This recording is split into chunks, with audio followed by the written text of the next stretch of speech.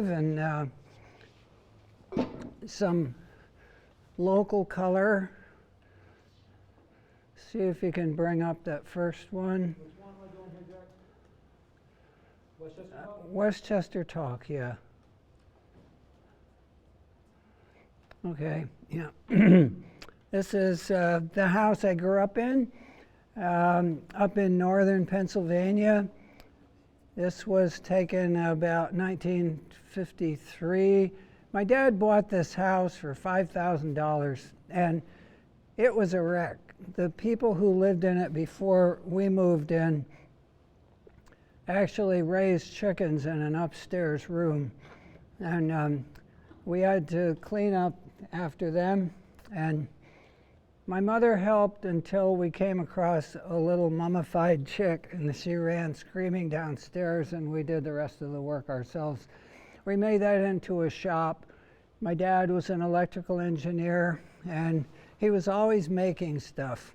We had a really good shop. We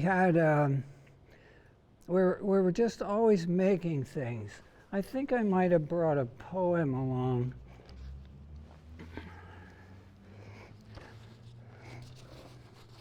About that. You had no money, so you had to make everything. This was after like World War II, 1949.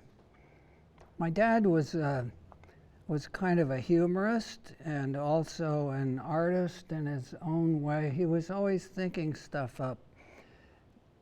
There must have been a time when my brother and I were about 8 or 9 years old, and we probably showed some signs of not believing in Santa Claus anymore.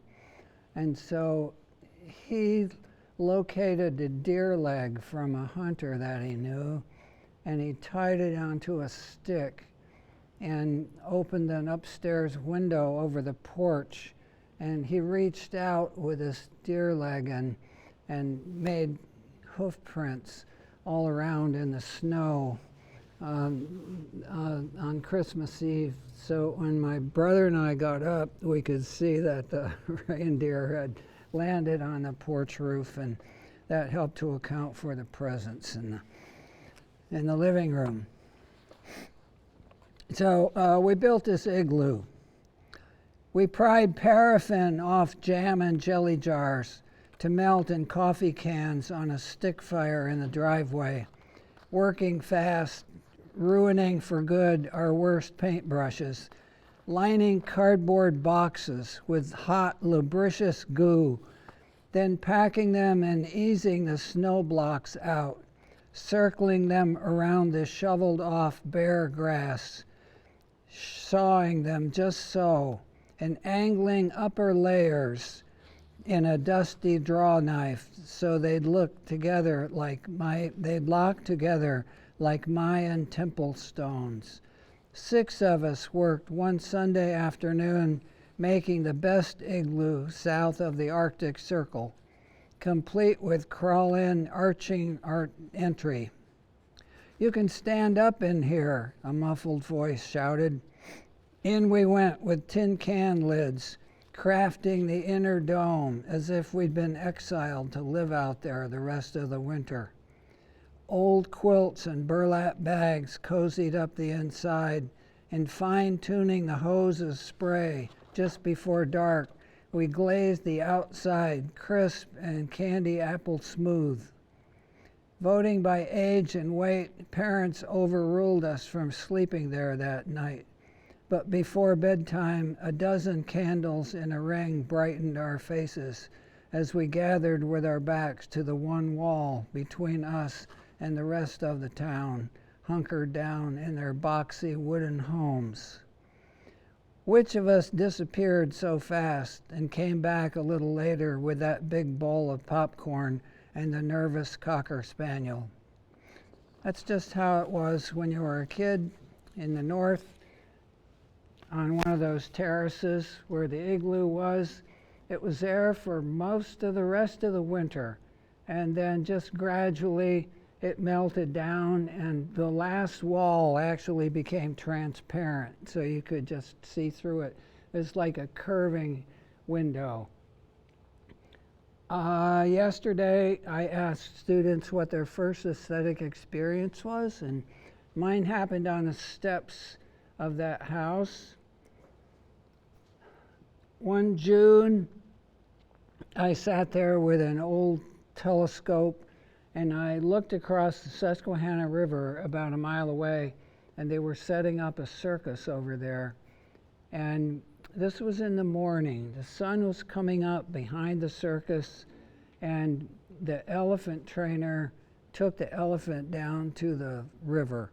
And the elephant was weighted up to its belly, and it just snuffled some water up in its trunk and blew it up, and the backlighting came through that spray of water, and I just thought in my 8-year-old heart, what a world.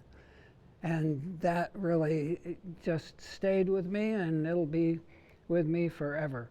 So I'd never heard the word aesthetic, but it was a beautiful experience, and I think we all have them, and I can't imagine why our bodies store them up for a whole lifetime, but they do. Okay, the rest of the slides will be shorter.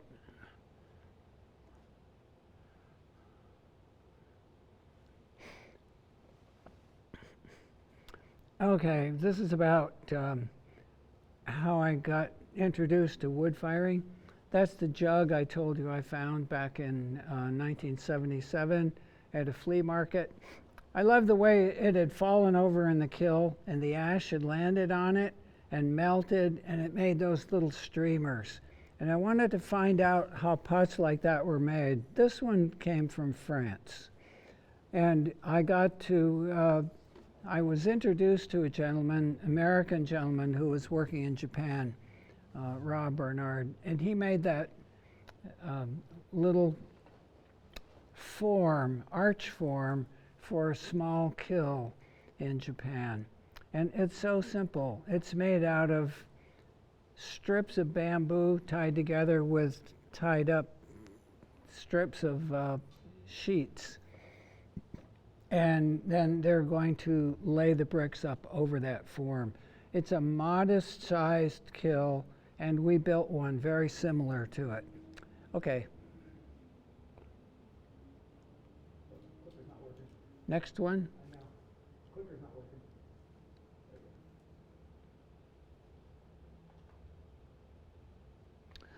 Okay, so we built a kiln, got together with students. We all built it together. And next one.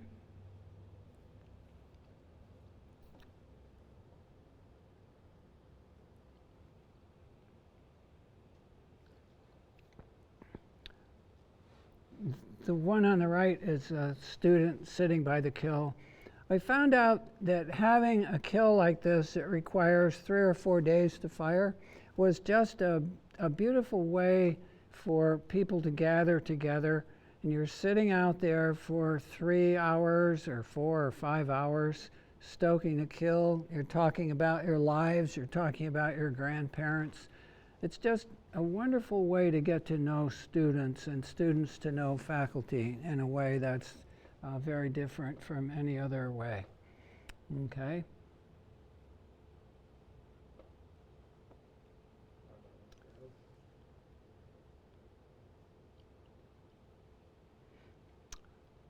Yes, on the right is firing a large kiln in New Zealand in 1983. And I liked the experience so much that when I came back, we built a bigger kiln on the site of the first one. So we could walk inside it instead of crawling in it to load. That made a lot of sense. Okay.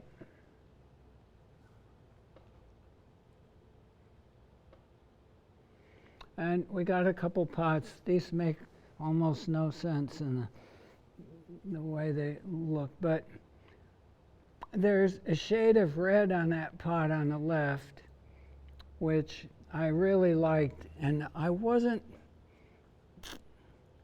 I was really very ignorant about how to look at these pots. I didn't have any kind of background for it.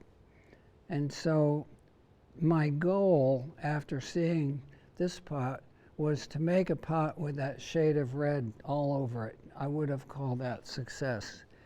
But it's dumb to think that way. It's smarter to think the shade of red is there because of the shade of gray at the upper top. And so it was the combination of colors that really made things work. And it took me quite a while to realize that. The other pot is one of the first that we got out, and the color just from the ash, that was a bare pot going into the kiln. It made us aware that there was a tactile and a visual color sense to these pieces that you couldn't get any other way. So it was an inauguration to wood firing. Okay. And getting wood together, always a problem, always exciting, always necessary. So it's me with my splitter. That's me posing on a pile of wood as if I had split it all myself.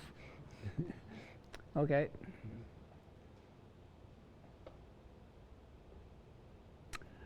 Oh yeah, okay, this is where I live, right in the middle of Pennsylvania. See that map of Pennsylvania? It's right in the middle. This is one of the mountains there. This is where the silica comes from for our glazes and also for making glass. Very pure silica there. And this used to be an ocean. When I first moved there, this was a billboard along the highway, and it hadn't been there very long. Religious zealots cut it down with chainsaws because there was no mention of the Devonian time zone in the Bible. And I'm really glad I got a picture of this before it came down. It helped me to orient myself in time and space, and it didn't try to sell me anything the way most billboards do. Okay.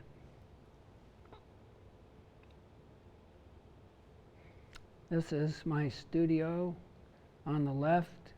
This is kind of like you people are all blind and I'm describing something to you, but that's my house on the right and studio on the left. There's a big half circle window there that I built a whole studio around about 1980.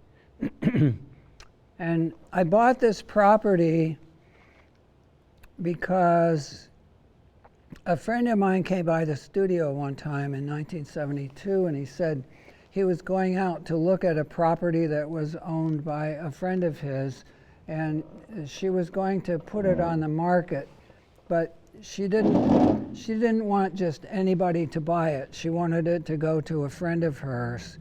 And he told me that he wasn't interested, but because she was his friend, he was going to go and look at the place. She was 85 years old, and it was her summer house. So I knew where this was, and at the time I was living in an apartment in town. And so I said, well, could you introduce us? And he said yes. He introduced us, and I got on the list. I was the 10th person on her list of 9 people. And we went out and walked around, and I really liked it. It was a little house. It was completely furnished.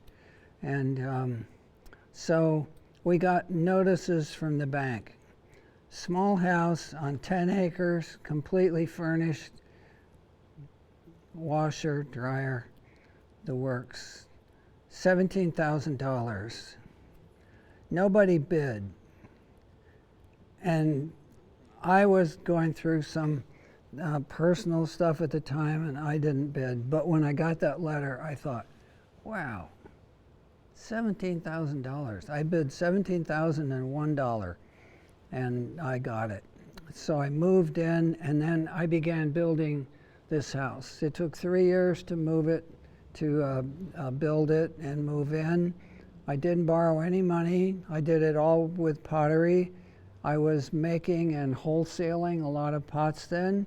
And also they were building a dam close to town, and I bought a barn for $50 and took some of the timbers and wood out of it and incorporated them into the house. I gathered up stones. I bought a barn foundation, brought the stones back, built stone walls, and I bought a couple more acres too. So it's 1 mile from the college where I was teaching, Juniata College, and it's a mile from a grocery store. But you can't see any other neighbors, and it's very peaceful and quiet and a good place to live. And this is where the studio is. There's a little room above it back there, a thinking room, that people stay in sometimes when they come to help fire. Okay. Okay, these are my bookshelves. Poetry on the left and ceramics on the right. Okay, next slide. This is like hand building. Yeah, I like growing flowers. I don't have a lot of sunlight where I live, so I can't have a big vegetable garden or anything. It's on a hill facing north. So I do like to grow lilies, and I do like to pick mushrooms. Those are chanterelles. Those will be out the second week of July as long as we get rain.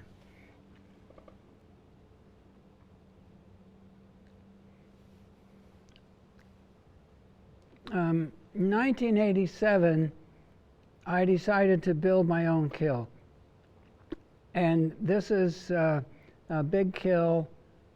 I worked mostly by myself. Every now and then somebody would come by and help out. It took about 3 months, and it's a good sized kiln. It's fired once a year, usually in June, and it holds, well, about 18 to 20 of us fire at a time, and we all have work in the kiln. Okay.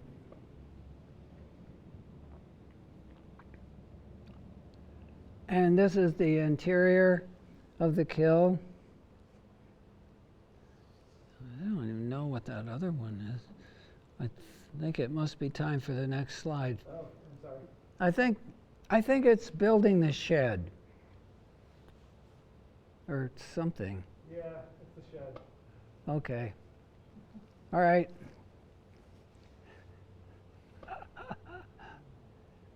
Oh, this is my second kiln.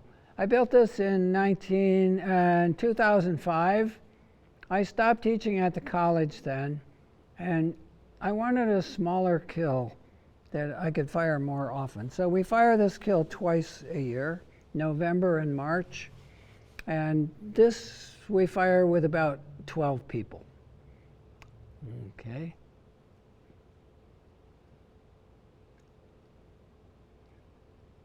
Yeah, this is me standing at the front of the kiln. Kind of like, well, you can tell which is the kiln and which is me. That's about it for details. Okay. This is the back of the kiln when it's firing. We reconfigured it. We rebuilt the arch. The first arch was kind of flat, and it looked as though it was going to fall in. So 3 years ago, we tore the arch off, built it steeper, taller. It holds more work, and it fires nicely. So that's the kind of thing. If you're ever going to have your own kiln, you learn how to build them, and you learn how to adapt them. And so it's had quite a few changes. There's this story about a guy who had an axe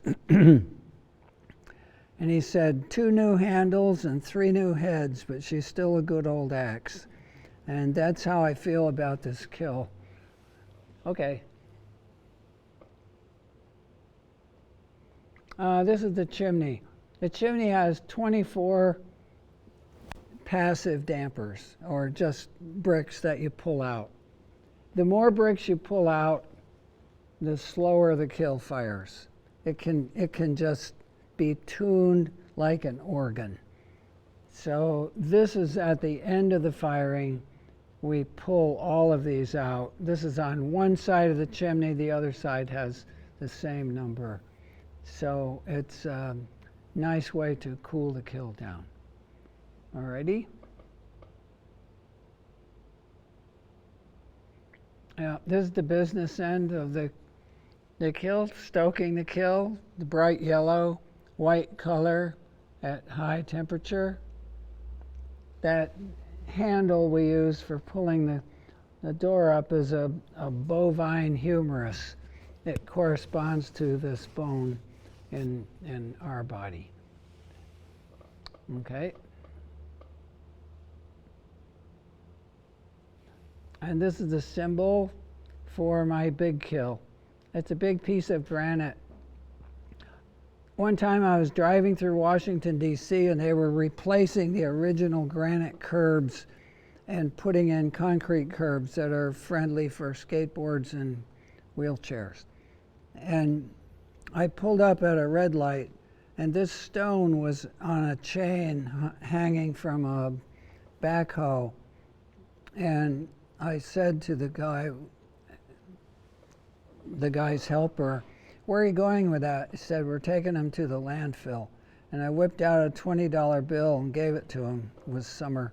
And the guy just went with the backhoe. He just put it down in my truck. I drove away when the light changed. It was a really quick transaction. And I had that beautiful stone for a couple of years before I figured out what to do. And I found a grindstone, and I put that in it, and that's the symbol for the kill. So pots that have been fired in that kill have a stamp on them, or I scratch that pattern into them. Okay. Once a year for over 40 years, I've had a sale at home. It started out in 1978, and it was me and a chair and all my pots and a book. And I did more reading than I did selling, and it was a 2-day sale. The first was miserable, and the second was worse. And so I thought, eventually, better have a shorter sale. Most people came around the middle of the day. So for the last 30-some years, it's been a 3-hour sale from noon to 3, and it's a feeding frenzy. The first 2 hours is just solid making change and wrapping pots. We have 2 checkout lines, and it's mostly local people, although some people come from all over, and it's marvelous. I don't like marketing very much. I'd rather be making things. And so this is a good way. I like to see the people who buy the pots. I know they get given away for gifts. It helps connect me with the town, and it's a good way to sell things. If you ever have a sale of your own, it's very good to have a short sale. The one thing I learned about selling pots is that nothing sells pots so much as people watching other people buying pots. It just follows, and it's worked for me for a long time. Okay, yep. Couple more. Some other people at the same sale always have a lot of platters and plates. I just put some ladders up. It's very low key, very low tech, always outdoors. One time we rented a bar mitzvah tent and the snow came and we had to keep pushing the snow off the tent. But otherwise, we're favored with the weather. I love seeing pots outdoors. I like seeing them in natural light. And this is how I do that.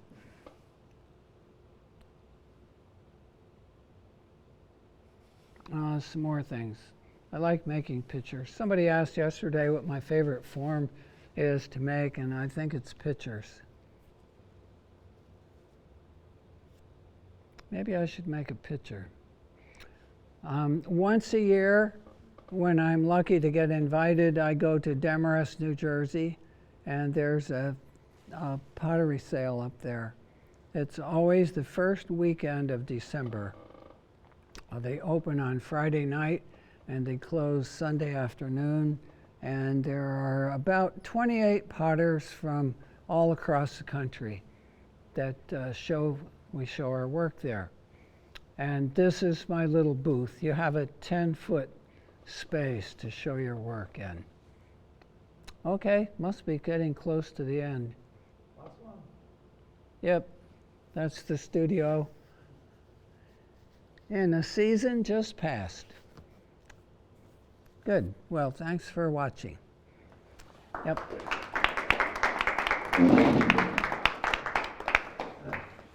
right, thank you, Jack. Sure. We're going to be lucky enough to have Jack make some things for us now. Let me Yeah. just clear this out.